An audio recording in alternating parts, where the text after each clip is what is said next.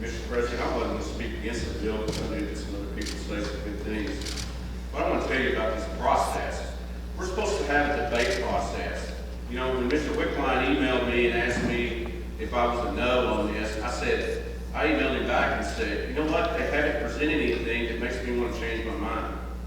And once again, we're going through the same rhetoric and hysteria that we've always been through this. You're going to shut down senior centers, you're going to do this. Let me tell you about the record, folks, on senior centers, since I had to read from this governor. You know the one that cut funding to the senior center was Governor Hutchinson when he signed RSA last year. I didn't vote for RSA because one thing, the spending level was too high. Some of the things was there's many things to cut in the state government before we got to senior centers. So what's so hypocritical, this governor to sit there and want to criticize me to say that I'm for funding senior centers, which I am, when he's the one with the record of signing something that actually cut senior centers, and I was the one that was against it 1 year ago. So this rhetoric that we see that somehow, I've been down here 10 years, we've never even heard of an appropriation bill. I was on conservative talk radio here last week stating that, you know what, they're going to have an appropriation bill.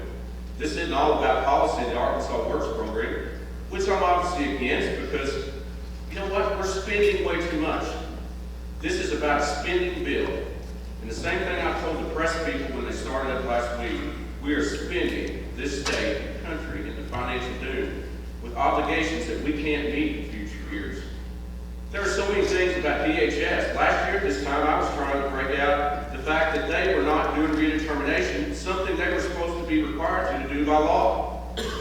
At any time during the process, you want to talk about how mismanaged DHS is, and before I give them an $8-something billion credit card to go spend, you know what?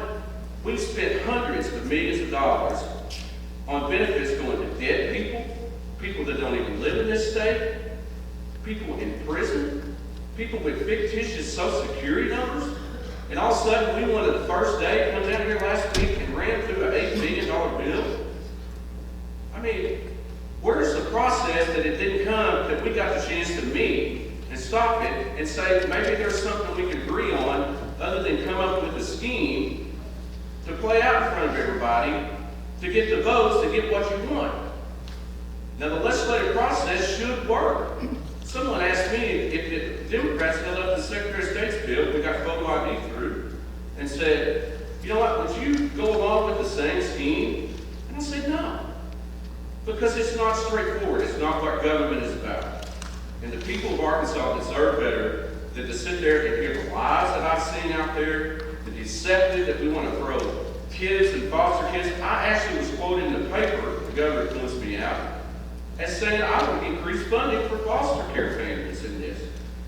So I want to shut down the government. I don't care when I sit there, Mr. Conservative, whatever you want to call me, Tea Party, and I say I want to increase government funding in a certain area because there's a need. The caseload's too much for those people.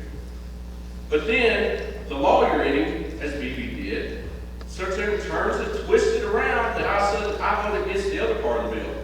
Folks, some of these bills in a simple form is like a burrito.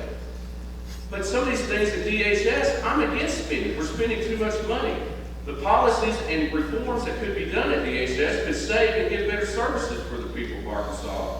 But unfortunately, so it's like getting served a burrito and sticking a rat in it.